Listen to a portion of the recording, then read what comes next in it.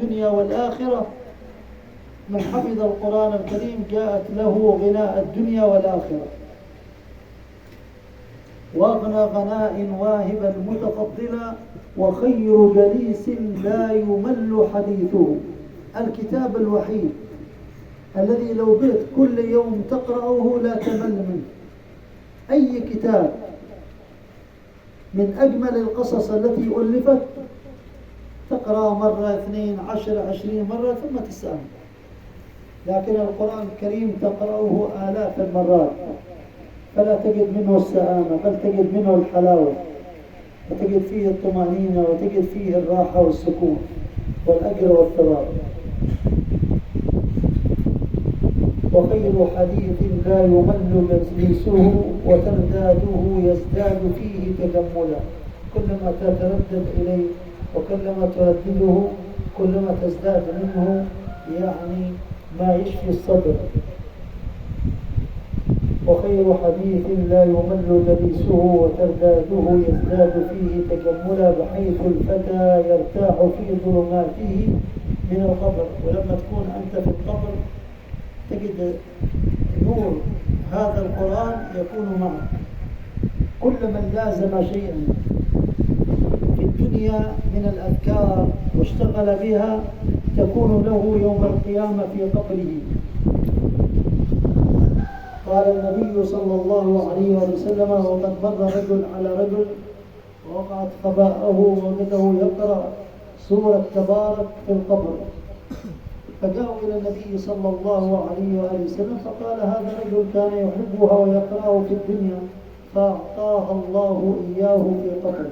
هكذا الذي يقرأ القرآن دائما يقرأ القرآن في قبره. قال: يلقاه في القبر سنة متهللا. وبعدين يوم القيامة يعني من الجوائز والحلى يعني ما فوق الوصف. ويكفي أن والديك يؤتى بهما على رؤوس الخلائق فيلبسهم الله عز وجل كل واحد تاج. قال: هنيئا مريئا والداك عليهما ملابس أنوار من التاج والحلى. قال: فما ظنكم بالنجد عند جزائه؟ إذا كان الوالدين هكذا فكيف يكون يعني هو صاحب القرآن الكريم؟ فهنيئا لمن حفظ القرآن الكريم، وهنيئا لمن لهج بالقرآن الكريم واتخذ القرآن الكريم وردا له يوصله إلى الله. والقرآن يحتاج إلى مراجعة، يحتاج دائما إلى ترداد من أجل الإنسان ما ينساه.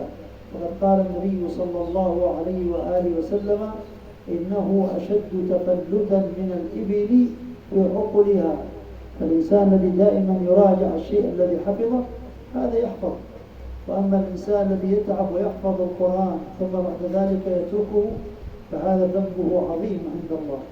يقول النبي صلى الله عليه وآله وسلم: اطلعت على ذنوب العباد فلم أر ذنبا أعظم عند الله من رجل حفظ آية من كتاب الله ثم نسيها، فلا يقول يعني أضعتها بل هو نسيها.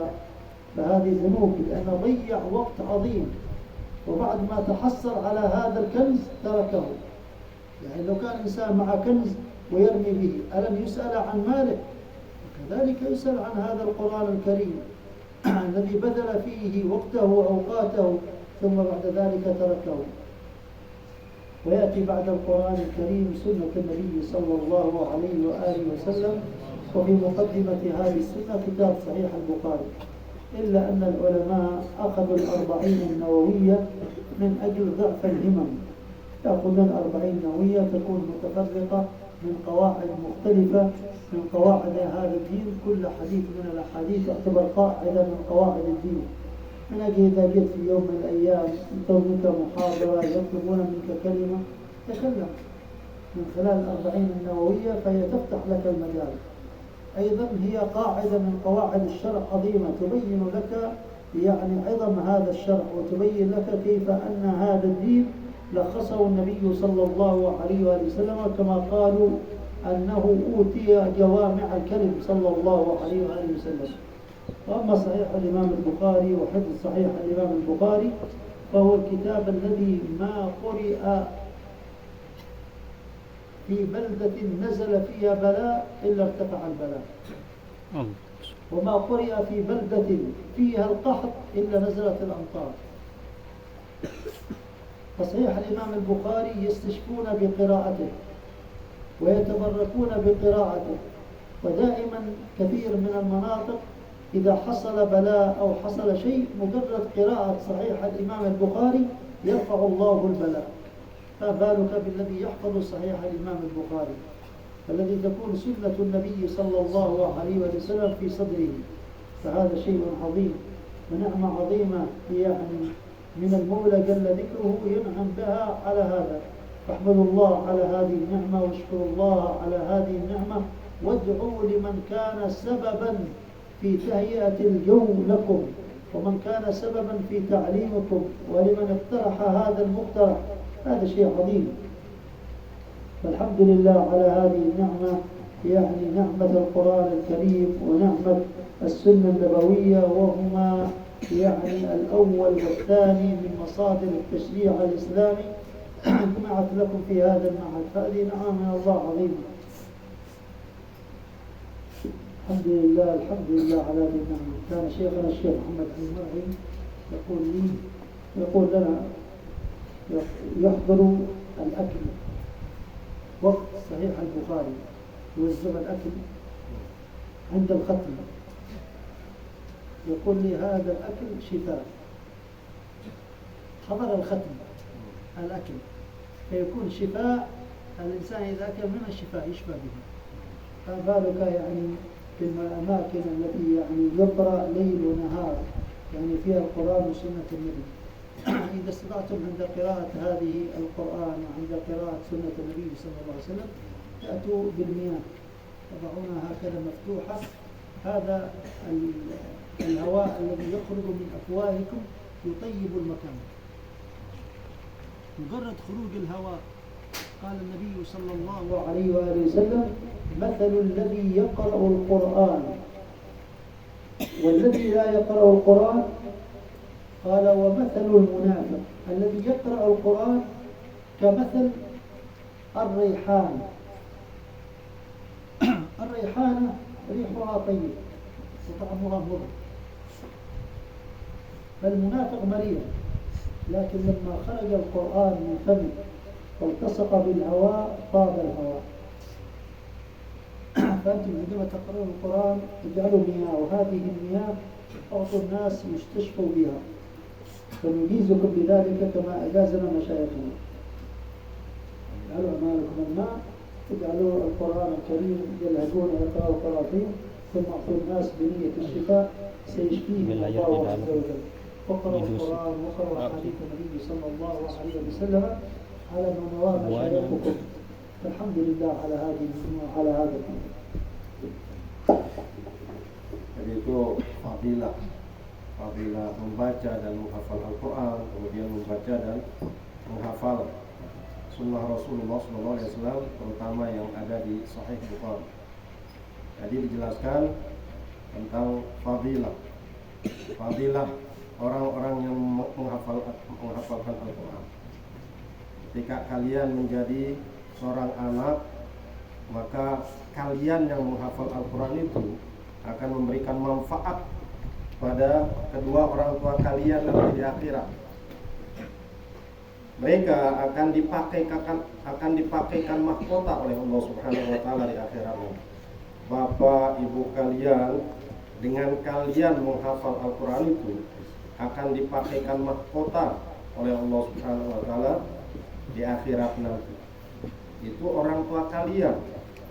Bagaimana lagi dengan kalian yang menghafalkan Al-Quran itu? Tentu akan mendapatkan sesuatu yang lebih dari Allah Subhanahu wa taala karena kalian menghafalkan Al-Quran itu. Kemudian tadi yang terakhir disampaikan kaitannya dengan Al-Quran juga oleh Syekh, bahwa ketika kita membaca Al-Quran, maka dari mulut kita, nafas-nafas yang keluar dari mulut kita itu akan menjadikan tempat dibacanya Al-Quran itu menjadi harum. maka disunnahkan ketika kalian membaca Al-Quran itu untuk menyediakan air, karena nanti dari nafas-nafas kalian yang keluar dalam membaca Al-Quran itu, ketika membaca Al-Quran itu akan menjadi asbab Allah Subhanahu wa Ta'ala memberikan kesembuhan. Nanti air-air yang kalian sudah bacakan Al-Quran itu dibagikan ke orang tua, ke keluarga, ke saudara.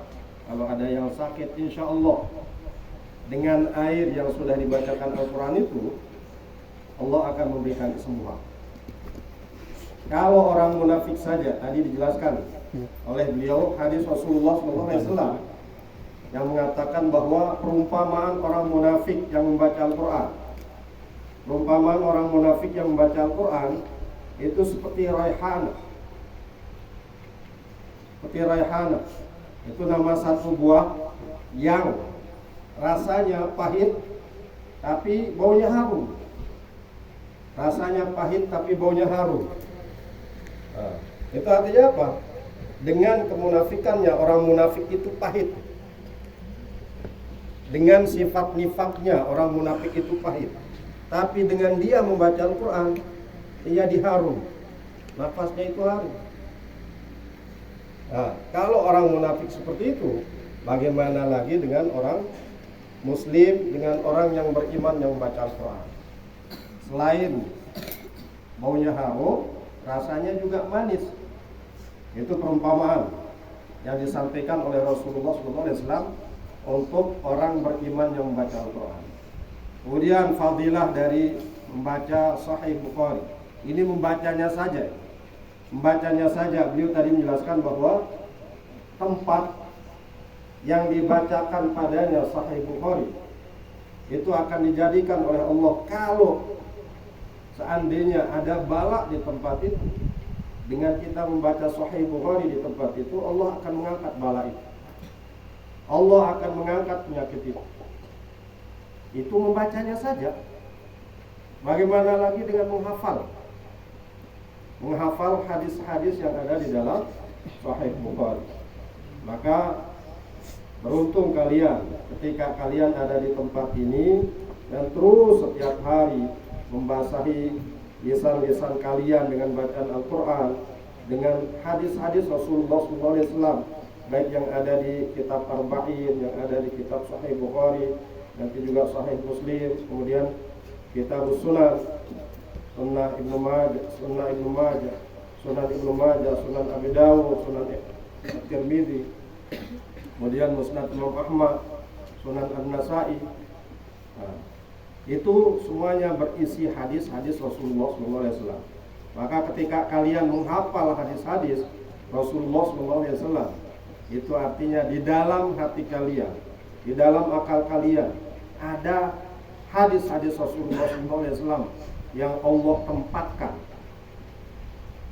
Sesuatu yang mulia yang Allah tempatkan di dalam akal dan hati kalian.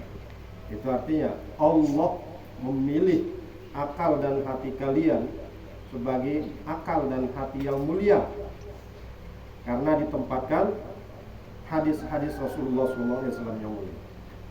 Karena itulah jangan malas, jangan bermalas-malasan.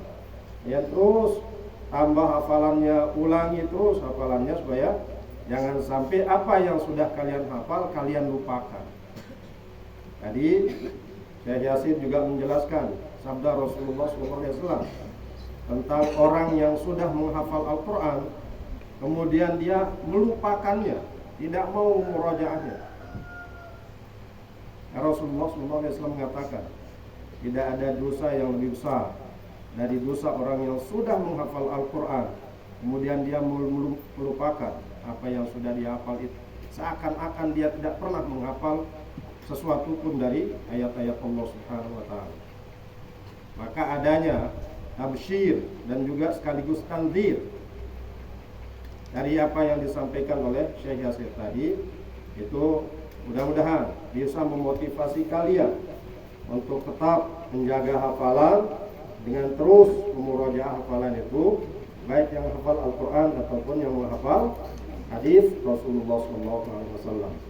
Dan juga kalian jangan lupa doakan guru-guru kalian, kemudian ustadz-ustadz yang menjadi mudabir di pondok ini, doakan mereka supaya diberi kemudahan oleh Allah Subhanahu wa taala.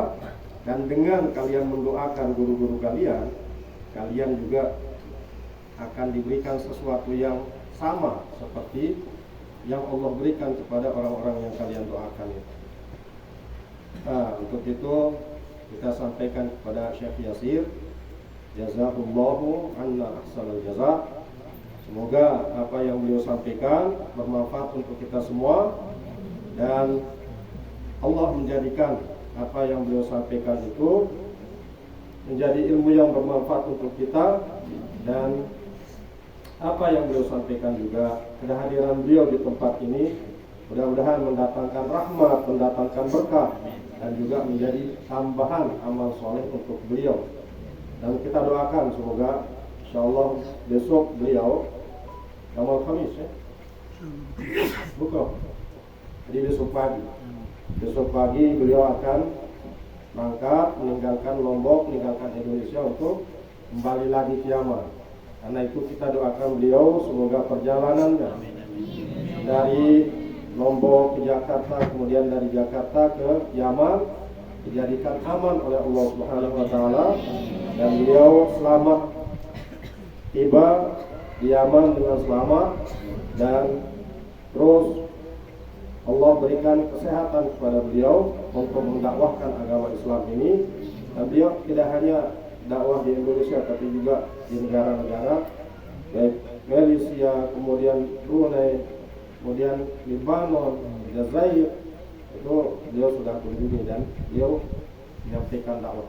Mudah-mudahan Allah memberikan usia yang panjang untuk beliau, menyenangkan jiwa dan raga beliau, dan mudah-mudahan di tahun-tahun yang akan datang Allah Subhanahu wa taala memberikan kita kesempatan kembali untuk bertemu dengan beliau, karena kita sangat berharap Allah memberikan manfaat kepada kita dengan kehadiran beliau dan juga dengan barokah dari ilmu beliau. Ala hadhihi niyyah wa ala kulli niyyatin salihah. Al-Fatihah.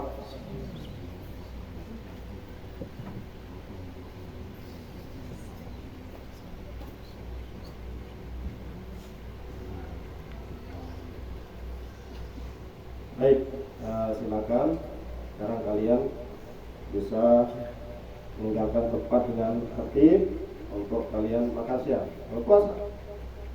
Ya? Enggak ya? Sudah siap makan? Sudah ya? Silakan kalian bisa meninggalkan tempat untuk makan siang. Biduni musafah. Biduni musafah. Oh, salaman dulu. Atau nanti aja, kalau sekarang aja sekarang. Oh, biduni musafah.